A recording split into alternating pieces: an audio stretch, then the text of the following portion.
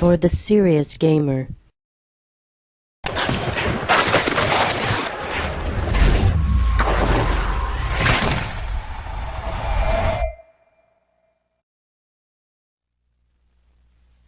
Hey guys, Neely here from NGTGames, and this is episode 2 of Hockey 101. Was that a 2 or a 3? It looked like the shocker there for a minute. Episode 2 of Hockey 101. And today I'm going to cover sort of a tutorial-based type of video on where to allocate your points for your Be a Pro character. What I mean by that is where to basically put your points. I felt like being all scientific and saying a big word. Again, for about the first few minutes of this video, you will see where to put your attribute points on your character, on your Be a Pro character, and where it is important to put those attributes. So I'll go over that, and then once I'm done with that, you'll get to see some footage from an OTP club game, and it's some pretty good footage, so I think you guys will enjoy it. So here we go to the footage without further ado, so I don't bore y'all. Alright guys, so here we go. I'm going to go to my Be a Pro character, edit attributes, and typically I play center for my club team, so I'm typically a playmaker, and I'm going to talk to you about what works for me in terms of attributes, and technically what could work for all of you. What I will say off the bat, offensively, one of the key attributes, or some of the key attributes to have, first off is passing. And passing plays a big part in NHL, and to me it is one of the most key attributes to buff up as you get better and as you rank up as a player. So passing, number one, is definitely key in your attribute slots. Number two, it depends also on if you're a shooter or if you're a passer. Now, if you're a shooter, you could definitely go for slap shot or wrist shot accuracy or power, for that matter. You can definitely buff up. You can definitely buff up those categories. But to me, as a playmaker, passing, puck control, and offensive awareness as well are also key parts when you play up front. And offensive awareness goes along with picking up pucks in the offensive zone and stuff like that. But again, to reiterate, to me at least, offensive awareness and passing are two of the more key elements to basically rank up in this game. And I will sort of round this all out. I will basically summarize this at the very end when this screen goes away, so you guys have a general idea of my thoughts again on attributes. And I'm sort of going through here and leveling off some stats. And so in terms of defensive stats, to me, as a center, as an offensive player, that defensive awareness is also another important stat. You know, as I said, offensive awareness is key in the offensive zone. Defensive awareness as a center also plays key, mostly because as a center you're in the center of the ice, so you're going to be seeing a lot of passes coming your way. So defensive awareness allows you to pick up those pucks along the ice when they're coming across, so to speak. And in terms of all the other stats in defensive, it depends on your position. If you're a defenseman, you're probably going to want to go heavy on checking and shot blocking. If you're a winger on the offensive side, you may want to go big on shot blocking and hitting. But as a center playmaker, I don't really think that checking is that important. Face-offs are also something you need to build up as a center. But in terms of defensive, I like to sort of have a well-rounded correlation in terms of stats, so I like to go definitely well-rounded in terms of that. So when we go to the athleticism here, one of the most important attributes to buff up is your speed. If you don't have speed in this game, you're not going to really get anywhere. And from there, you're definitely going to want to get things like acceleration and agility. Excuse me. You definitely want to get things like acceleration and agility buffed up. That way you can accelerate down the ice in short bursts faster, and that way when you're more agile, you can weave in and out of the ice and get through, you know, tight areas faster. And again, speed's important, and endurance allows you to obviously skate at a faster pace for longer. So again, to recap, two of the most important things as a player, no matter what your position is, at least in my opinion, is passing ability, and from there your awareness in terms of offensive or defensive side. And for every other position out there, or however any play style that you like to play, you can sort of customize your stats from there. I'm not going to say that one area is more important for the other, but depending upon your game, know that passing and awareness to me are very key. But in terms of the other stats, it all depends on your style of play.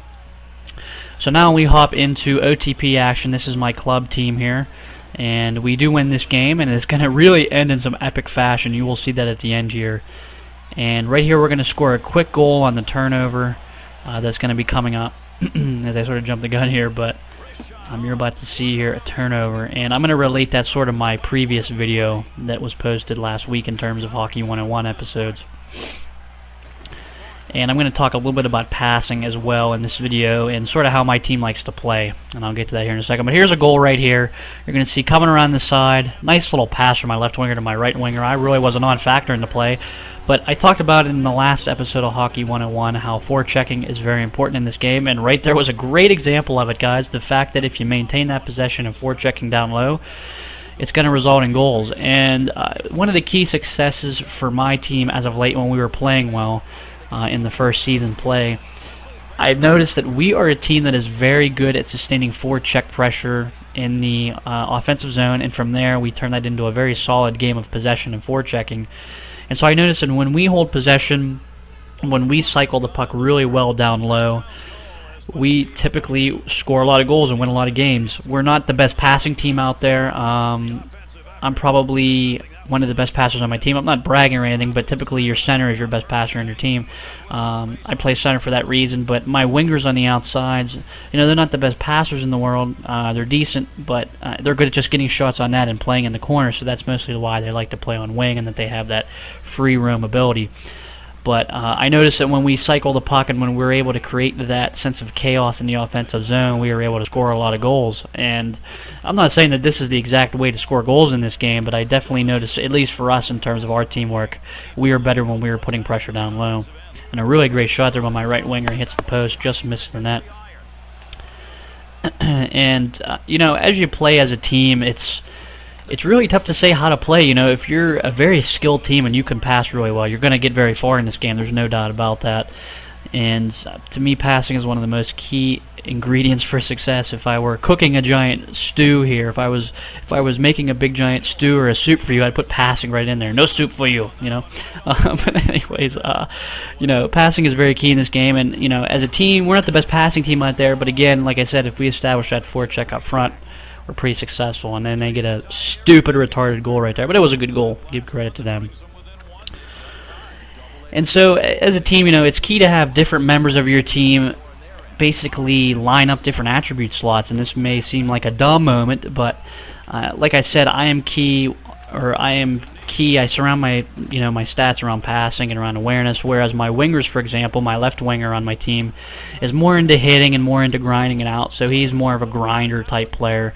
He likes to hit. He likes to go to the front of the net. And you need to have different play styles for every player on your team. You can't have all playmakers or all snipers on your team. It's just not going to work. You need, for different situations that happen in the game, everyone needs to have different strategies and different attributes. And for example, my right winger, he's a sniper. He's really good at shooting. He's really good at getting rebounds and stuff like that, and that's why he's a sniper, because he likes to shoot a lot, and he does shoot a lot, which is it's another good thing to really have on your team. And success comes when you have different play styles meshing on the ice, so to speak. You're really never going to see, even in the real NHL, like say let me think of a grinder or a player.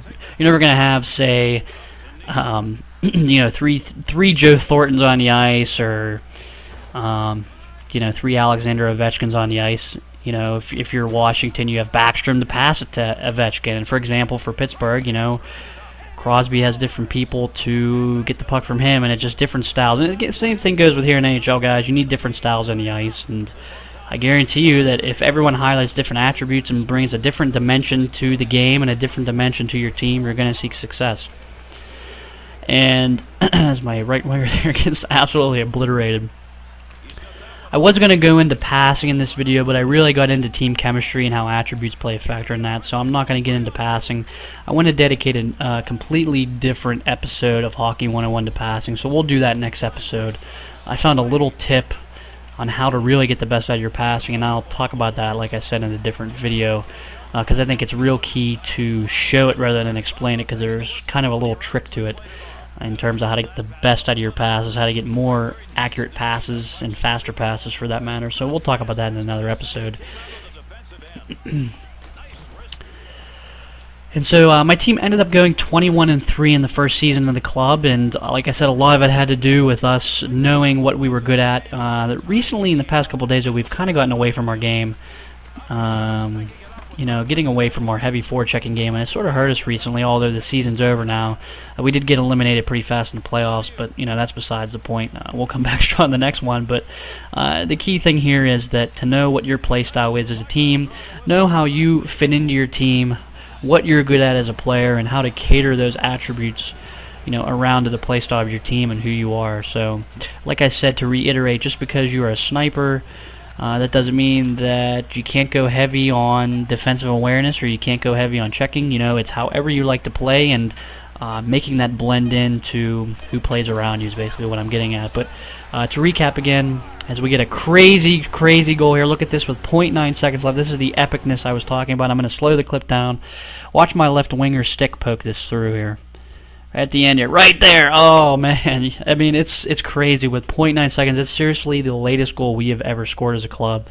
We've scored it like 20 and 30 seconds ago, but with 0.9 seconds, not even a second on the clock, or not 0.9 seconds, but not even a second on the clock left. It's absolutely crazy. I bet this team was shitting their pants at the end of this. They were probably really upset. I know I would have been. But yeah, epic win there to end the clip. That's what can you say, So that's going to be it for this video. Again, to reiterate, guys, I think passing is very key in this game. I think awareness is also very key in terms of buffing up the stats. And then from there on out, you can cater your attributes however you feel fits your game, So know that, guys. And like I said, next episode we'll do passing. And I hope you guys like this series. I'm going to continue it. So this has been Neely from Next Gen Tactics. I will see you guys later.